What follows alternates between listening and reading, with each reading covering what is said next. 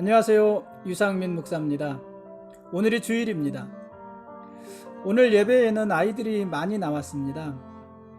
오늘 교회에 와서 예배드린 가정 중에 4남매를 둔 가정만 2가정이 있었습니다. 그러니 그 가정의 아이들만 해도 8명입니다. 예배당에 아이들이 많이 있으면 괜히 마음이 뛰고 강단에서 내려가서 기도해주고 싶은 그런 마음이 많이 듭니다. 오늘 예배 후에 길에서 한 아이를 붙잡고 기도해 주었는데, 기도하면서 제가 목사라는 사실이 참 감사했습니다. 목사 말고 누가 아이들을 이렇게 축복할 수가 있겠습니까? 오늘 예배 후에는 교우들과 함께 상가에 다녀왔습니다.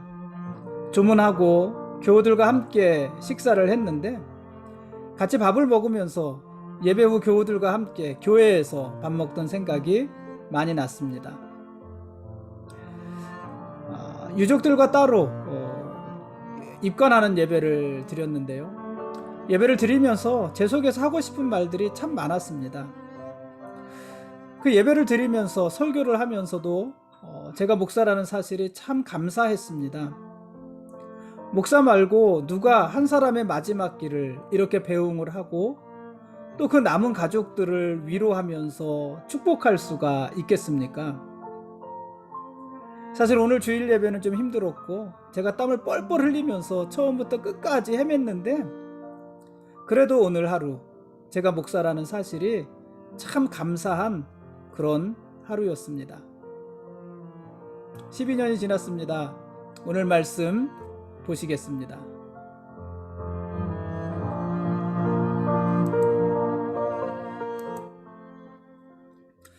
오늘 읽을 말씀은 시편 19장부터 27장까지 말씀입니다. 시편은 7개의 장르로 구분할 수 있다, 이렇게 말씀드리지 않았습니까?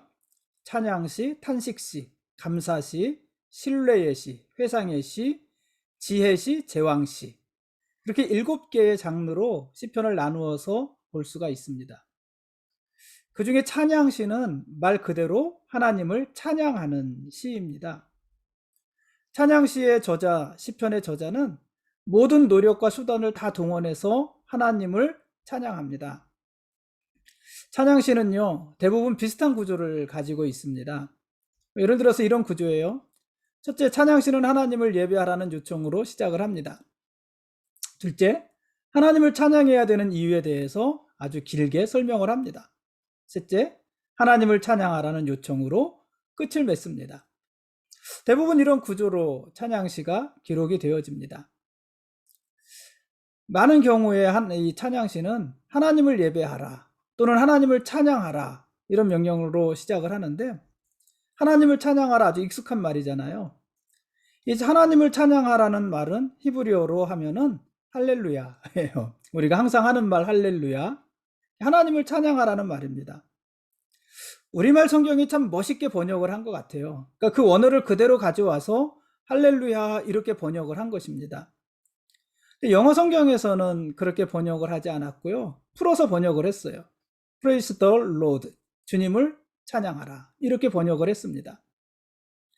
어쨌든 이렇게 주님을 예배하고 주님을 찬양하기 위해서 지은 시, 그 시가 바로 찬양시입니다. 우리가 하나님을 찬양해야 될 이유는 많지 않습니까? 그 중에 하나, 우리가 하나님을 찬양해야 되는 그 많은 이유 중에 하나는, 하나님은 우주 만물을 만드시고 다스리시는 창조주이시기 때문입니다.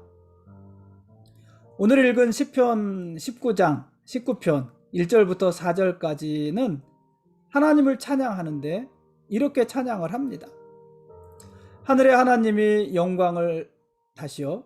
하늘이 하나님의 영광을 선포하고 궁창이 그의 손으로 하신 일을 나타내는도다.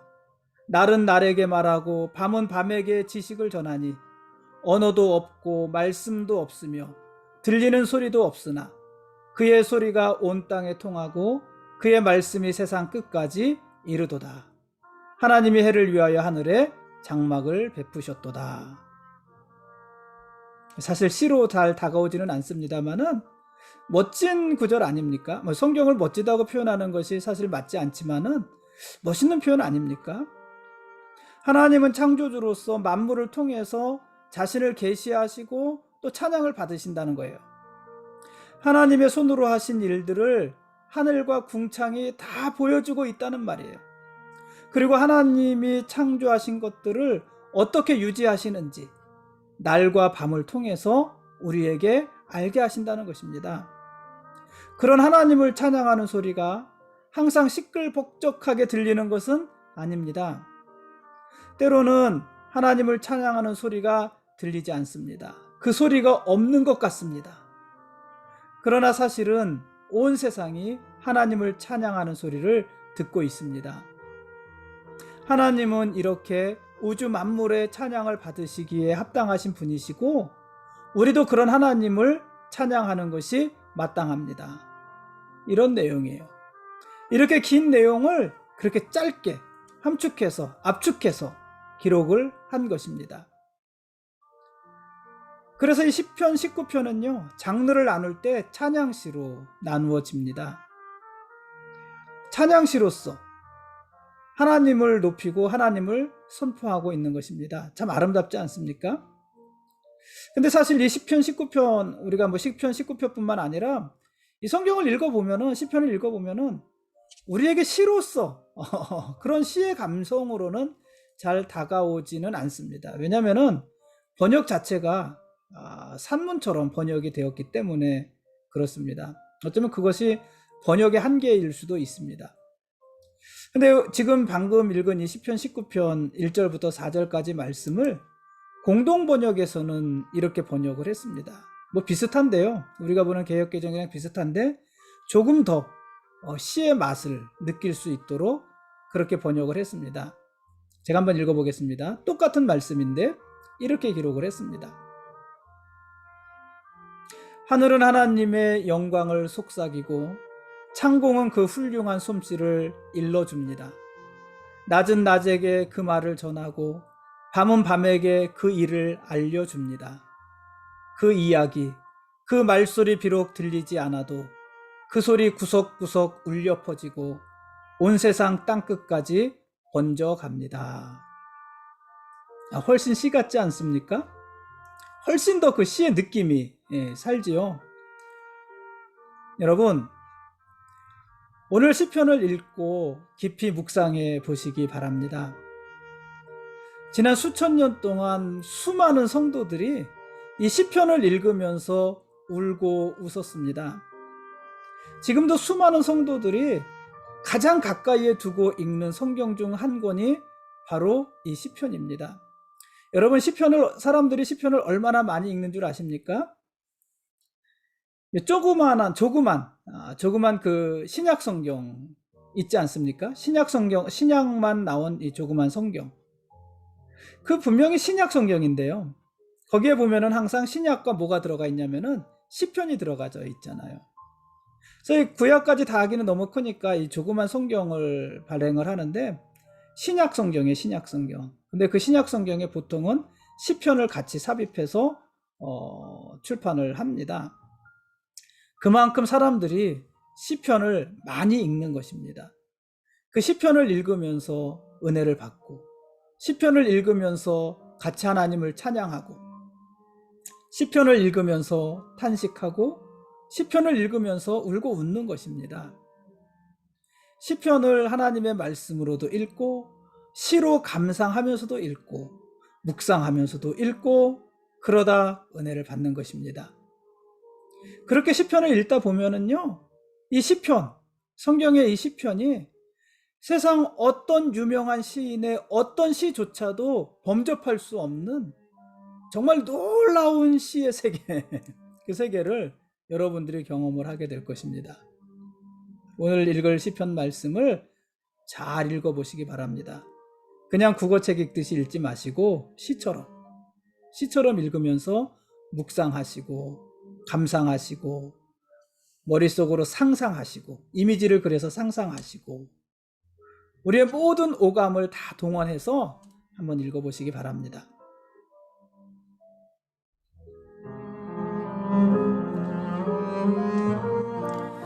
지금까지 시편 19장부터 27장까지 말씀에 대한 길라잡이였습니다.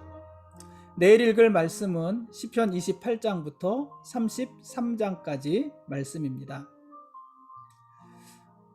오늘 읽은 시편은 9편이나 되지만 이 시간에 이야기한 것은 19장, 그 중에서도 1절부터 4절까지가 전부입니다. 그리고 나머지는 여러분이 읽으시면서 묵상하시고 또 읽으시면서 감상하셔야 됩니다. 자연을 좋아하시는 분들 많이 계시지 않습니까? 제 주변에도 자연을 정말 좋아하시는 분들이 있습니다. 근데 자연은 참 아름답고 어떨 때 자연은 아주 경이롭지 않습니까? 때로 우리는 이 자연의 위대함에 압도되기도 합니다. 그럴 때가 얼마나 많이 있습니까? 저는 노을, 해지는 것을 참 좋아하거든요. 그래서 해지는 것을 일부러 찾아다니면서 보기도 하고, 길을 가다가 해가 이렇게 멋있게 질 때에는 멈춰 서서 한동안 그 자리에서 해지는 것을 보기도 하고 그렇습니다. 정말 어떨 때에는 해지는 장면이 정말 장엄할 때가 있습니다. 자연은 우리에게 그런 압도감을 줄 때가 많이 있지 않습니까? 그래서요, 유사이레로 수많은 사람들이 그 자연을 숭배했습니다. 너무 위대한 거예요. 너무 대단한 거예요. 우리를 너무 압도하는 것이에요. 자연 앞에서 우리가 얼마나 연약하고 초라해질 때가 많이 있습니까? 그래서 유사 이래로 수많은 사람들이 그 자연을 숭배했습니다. 그러나 여러분, 자연은 하나님이 아닙니다. 자연은 하나님이 될 수 없습니다. 자연은 그저 하나님이 만드신 피조물일 뿐입니다. 창조된 것은 창조주가 될 수 없잖아요. 피조물은 하나님이 될 수 없잖아요. 여러모로 자연은 위대하지만, 그러나 그 위대함은 어떤 용도냐면은 그것을 만드신 창조주의 빼어난 솜씨를 드러내고 그 창조주의 빼어난 솜씨의 그 위대하심을 드러내는 수단일 뿐이에요. 그러기 위해서 자연의 위대함이 사용되어지는 것입니다. 그러므로 모든 자연 만물은 자기 스스로 자기의 위대함을 높이고 자랑하는 것이 아니라, 모든 자연 만물은 창조주이신 하나님을 찬양하고 그분을 예배해야 되는 것입니다. 그런데 하나님의 형상대로 창조된 사람들이 오히려 자연을 숭배하고 자연에게 복을 빈다는 것은 있을 수 없는 일 아니겠습니까?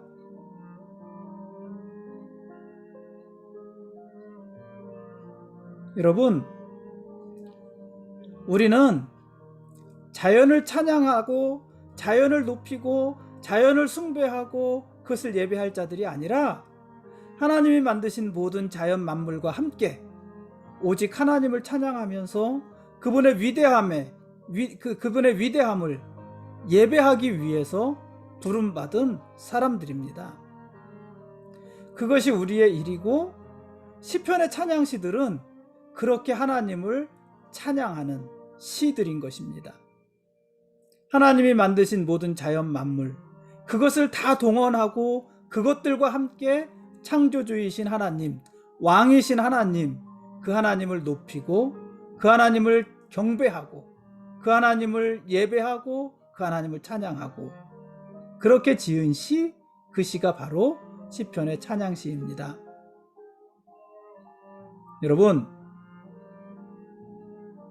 여러분의 모든 호흡으로 하나님을 찬양해 보십시오.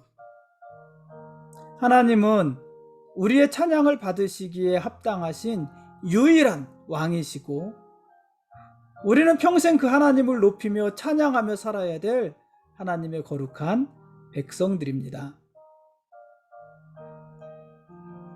고맙습니다.